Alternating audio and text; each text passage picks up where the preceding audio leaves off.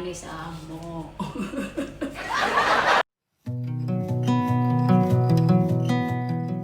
Hi! Kumusta naman mo diha? So karon ako ipakita sa inyo ha, pagtikin siya. Ayo, Tagalog sa ako ha.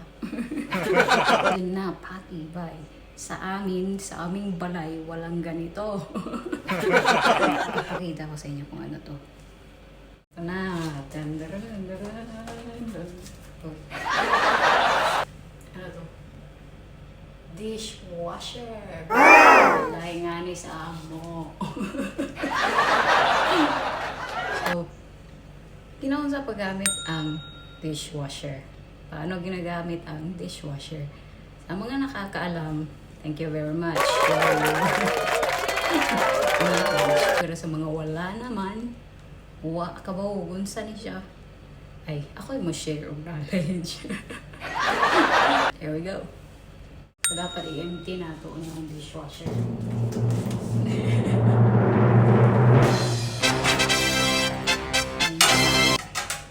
So, anong ingani nga akong outfit? Ay, pinakalit na teleconference ganina. So, binaboy ligo, put on your best clothes.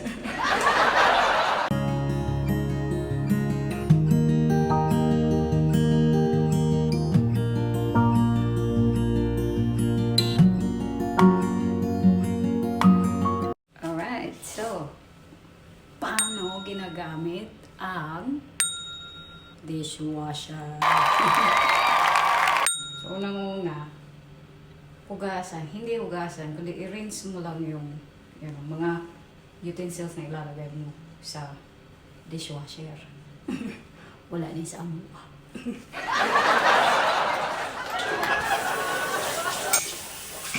So, lagay mo lang dito. Dito, lagay. So, dapat, yung mga bagay-bagay na ilalagay mo sa dishwasher, may nakalagay na okay lang ilagay sa dishwasher. Huwag naman yung ilagay yung yung hindi pwedeng ilagay sa dishwasher kasi baka mabasag or matunaw. Diba ay? Si Osmo. Ito namin camera ay nagdadalaga.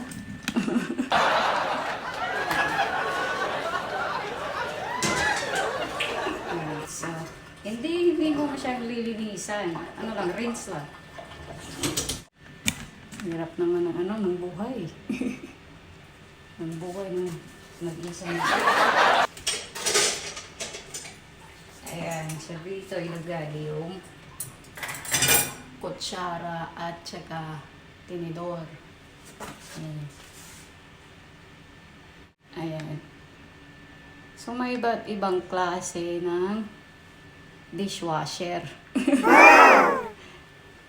Para ding refrigerator, microwave at kung ano pa.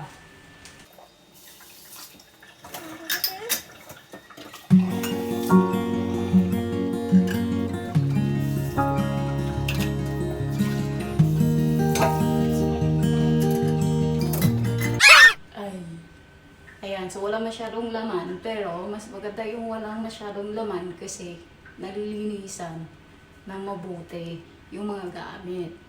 So, ano ang next steps? Next steps? Step. Ito lang step na ba yan? Hugasan, ilagay. Step 3 na tayo. So, push this back. Ganyan. At maglagay tayo ng dishwashing bar.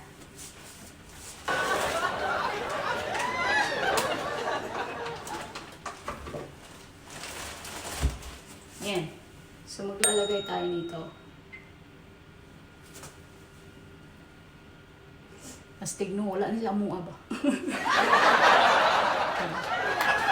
So, lalagay natin yan dito sa dito. Ganyan. Tapos, do. Ganyan.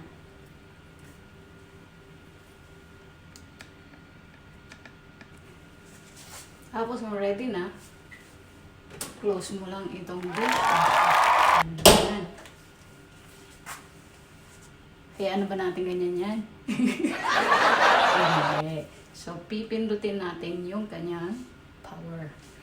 Try natin zoom. Ipupush natin. May mga nakalagay po yung may mga nakabutang labels kung unsa ang imong pisliton. Kasi siya nang pipindutin mo kung handa ka nang maghugas ng plato. Ganito yun.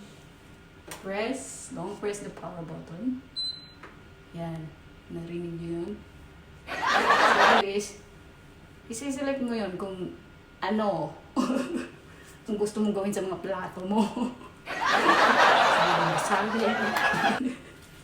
So, hugasan, syempre.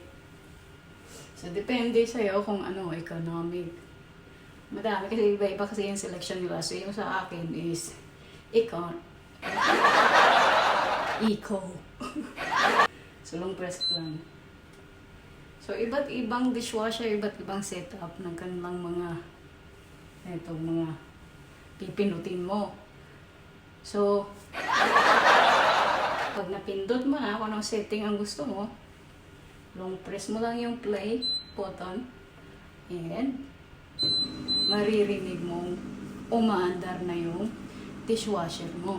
Para kang naglalaba. Ang galing, diba? Wala ito sa amin. Tara, na. Check natin. Tingnan natin. Tingnan nato. Dali. Tingnan nato ang ang magic. Ayan. Tapos na. Sobrang malinis na. Tingnan natin. Yung plato.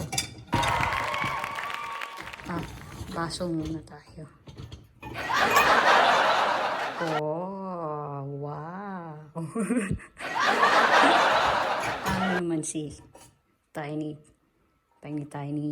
kasirola?